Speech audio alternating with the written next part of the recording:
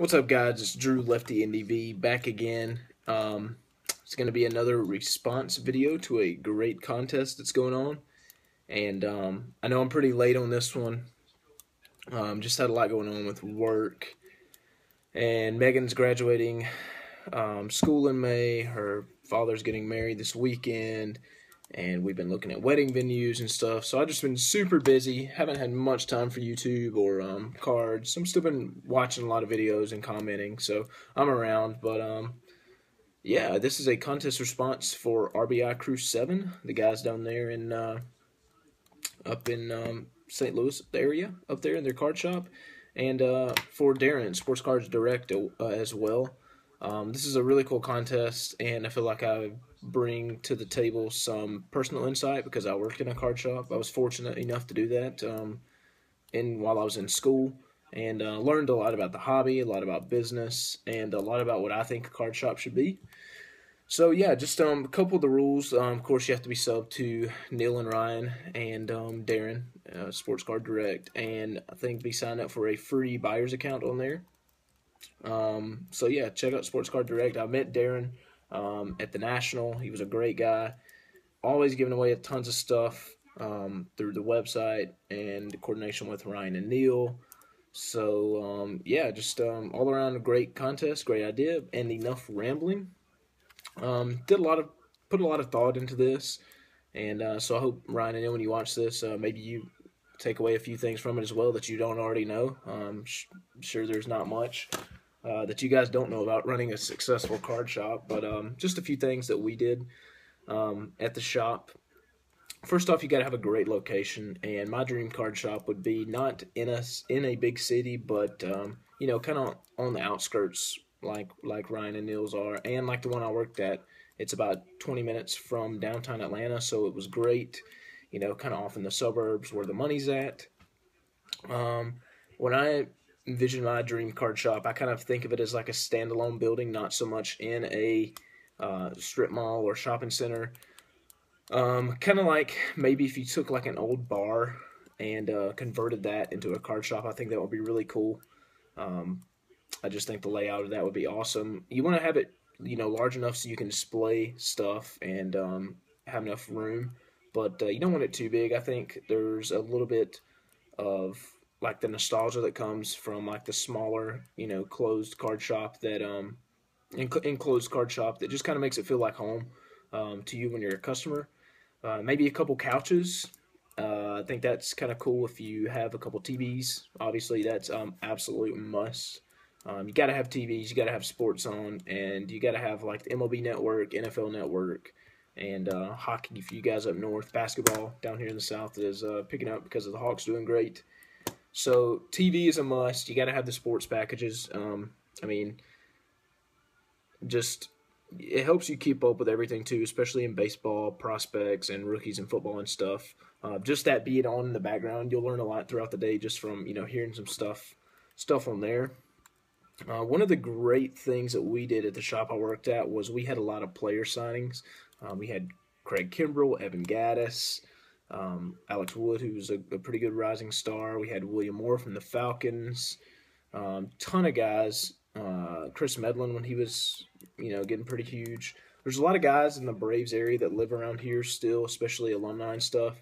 And when you do signings at your shop, you know, it's not going to be cheap for the most part because the guys want to get paid for what they're doing. But it allows a different aspect of business in your store. People that may not necessarily collect cards, that only do memorabilia, it allows those people to get into the store. And all you got to do is really just find these guys' agents and reach out to them. A lot of them belong to a lot of the same groups. So if you can get into contact with one, we've had other guys call and say, hey, are you interested in having, you know, so-and-so? Yeah, we know you worked with them. And if they have a good experience and a good turnout, you know, it just flows over into the locker rooms and stuff. And, you know, can help you set up with future signings.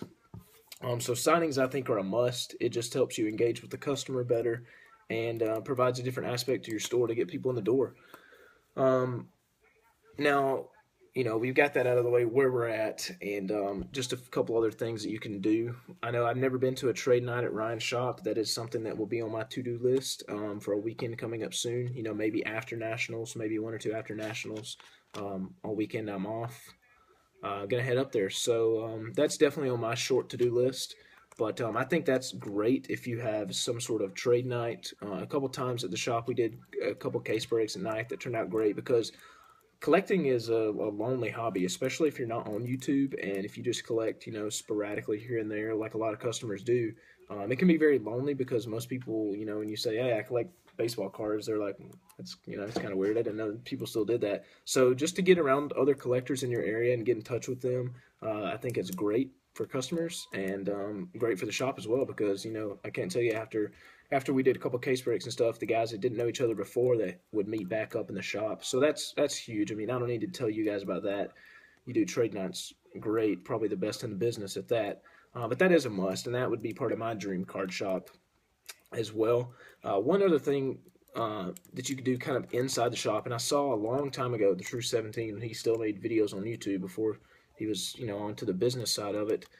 He showed at his card shop where they had like a big wall, the auction wall, where customers would bring in their cards and stuff, and they would put a picture of it up on the wall, and it was kind of like an auction, or he allowed them to sell their cards through the shop. I don't know if the owner took a percentage of that or how that worked, but I always thought that was kind of a cool idea because it was this huge wall of pictures of cards that you could bid on or buy as a customer, and then they would pick it up in the store. So I thought that was kind of cool just because it gets you, again, it gets customers meeting each other, gets them in the shop, even though they may be spending their money elsewhere. I mean, you got to put that aside a little bit and just realize that by doing something like that for your customers, they're going to be in more, when they're picking up their cards there and stuff. So get a little bit of goodwill with them from that. So yeah, those are some of the kind of the events and stuff that I think are necessary and that I would have in my dream card shop. Now, as far as what goes into the store, I think it's very imperative that you have a good mix of memorabilia and cards, and then a little bit of other stuff as well. Maybe not necessarily celebrity related, but if you have, we sold trash cans at our shop, like sports themed trash cans, and those were like the number one seller for like Christmas and Father's Day, stuff like that. We sold baseballs, MLB baseballs, the Gold Glove baseballs, All Star baseballs, mini helmets, all that stuff. 8x10s for $5. Anything that you can get signed is great that you can sell because a lot of our guys didn't collect cards or really buy memorabilia from us. Over the course of a year, it's been hundreds or thousands of dollars on just supplies with us. Baseballs and stuff like that. So I think that's great when you offer that to your customers because they don't have to go online to get it. I know personally I like digging through the baseballs and picking out the best ones, I think. So I think that is very important. Also, a good mix of wax and singles. We had a huge collection of vintage singles and stuff. We had a lot of guys that come in to build sets. So having a good stock of vintage singles, I think, is very underrated. Because I know a lot of the stuff is focused on the hits and stuff now, but a lot of the older guys and now even some younger collectors like myself are starting to really kind of focus on vintage because that's where the money is, guys. These autographs and Mike Trout and stuff, he could get hurt tomorrow, and you know, you're out. I mean, all those dollars you sink. I've recently been added to the raffle group, and I see all these people spending hundreds and hundreds and thousands of dollars on Chris Bryant autos, and that's great. I think he's got a promising future, but he's one knee blowout away from not being anything, or one pitch to the head, or just a freak injury like that. Anything can happen, or it could just be a bust. I mean, look at Bryce Harper. Even though I did draft him in my fantasy baseball draft. But you get what I'm saying. Vintage is king. I think it's important to have a good mix of vintage and new stuff, as well as old wax. We had a lot of customers that love to come in and just bust like 82 tops or 89 upper deck or 89 score football. So I think that's really cool if you can get your hands on some old wax from, gosh, I forgot the place now. They're always at Nationals. They do an old wax exclusively. You can buy from them online as well. Um, Shoot, whatever. They sell old wax and stuff. So I think that's cool if you can have a good mix of old wax and new packs and singles in the store. I like being able to pick up cards and see them in myself. Like, I'll show a card just because I got this from the shop today when I was there. Just because the product had been recalled and I didn't really want to buy one online because I wasn't sure of the surface. My shop owner had this, Dale Murphy. I know quality shot there. You can't really tell, but It is a beautiful looking card. These cards are great in person. I'll show it off in another video, but yeah, I like, buying cards in person is always great. You might pay a little bit more, but if you're a good owner, you'll work with people on prices, and I think that is another important aspect. You have to be aware of eBay and aware of the internet landscape.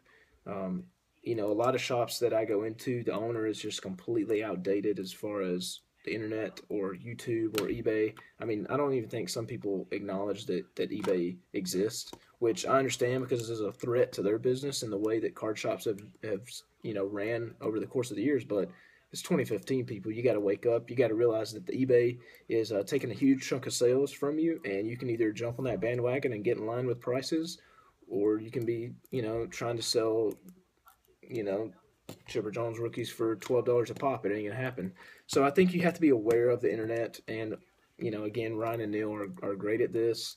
Darren's whole sports card direct deal is kind of set up just for us, as an alternative to eBay. Um, so I don't have to tell those guys that. But yeah, just a friendly atmosphere, a mix of trade nights, events in the shop to get people in. And once people are in, you need to have what they want: new wax, old wax, vintage singles, new singles, tons of Bowman prospects for people to TTM and whatever else they do with those. And yeah, that is my dream card shop, guys. I'd have an athlete in the week, every week if I could, doing signings. That's probably my favorite thing, is just to meet with them and get and talk to them a little bit. I remember when we did a signing with Evan Gaddis, he was like fascinated by Willie Mays cards, so I think he ended up buying a couple Willie Mays vintage cards from us, maybe like a 62 tops and something else. So that's cool, to get him in the shop and just see how they are, because he was a great guy. But yeah, that's all I've got, guys. Not too many original ideas, but hope you enjoyed it. Thanks for watching, and thanks for the contest. Peace out.